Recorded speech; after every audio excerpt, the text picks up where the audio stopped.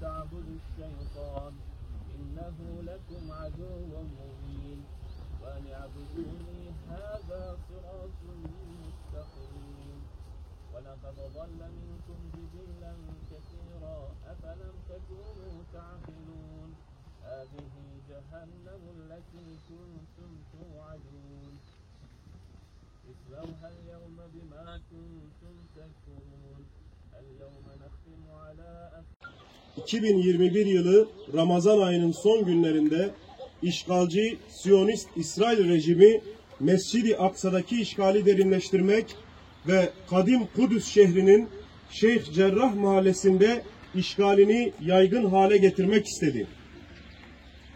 Kudüslü Müslümanlara saldırıldı. Kardeşlerimiz şehit edildi. Aksa'yı savunan kadınlar dövüldü. Gençler gözaltına alındı. Tutuklandı. Kudüs'te evlere baskın yapılarak evler işgal edildi. Ev sakinleri tutuklandı.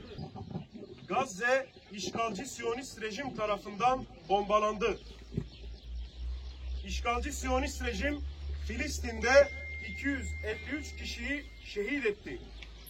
Şehit olanların 66'sı çocuk, 39'u ise kadındı. Saldırılarda 1948 kişi de yaralandı. Mescid-i Aksa ve Kudüs davası için şehit olan tüm şehitlerimizi rahmetle ve minnetle anıyoruz. Yaralı kardeşlerimize de Allah'tan acil şifalar diliyoruz.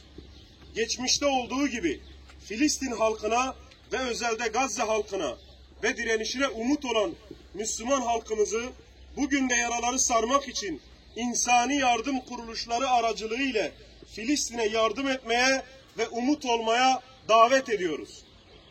Geçmişte de bu davaya sessiz kalmayan Müslüman kardeşlerimiz ve insan hakları aktivistleri 11 yıl önce Türkiye'den Gazze'ye insani yardım için Mavi Marmara Özgürlük Filosu ile yola çıktılar. Bu kutlu seferde 10 değerli kardeşimizin şehadeti Kudüs'ün önemine dikkat çekmiş, Filistin'de ve İslam alemindeki her Müslüman kardeşimizin benimsediği manevi bir güç haline gelmiştir.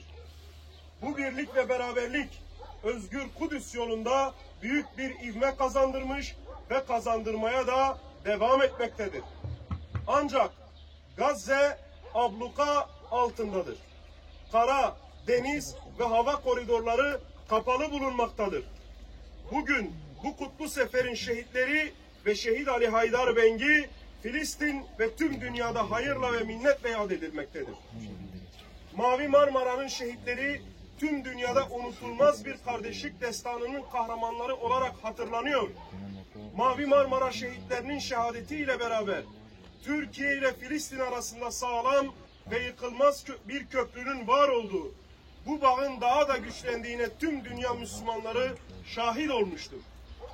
Adeta İstanbul Ayasofya'dan Diyarbakır Ulu Cami'den Mescid-i Aksa'ya açılan hayırlı bir yolun kapısı aralanmıştır. Mavi Marmara Kutlu Seferi'nin tüm şehitleri Filistin özgürlük mücadelesinin bir parçası olmuştur. Mavi Marmara şehitlerinin 11. yılında bir kez daha tüm dünyaya haykırıyoruz. Bizler onurlu Filistin mücadelesinin gür sesi olmaya devam edeceğiz.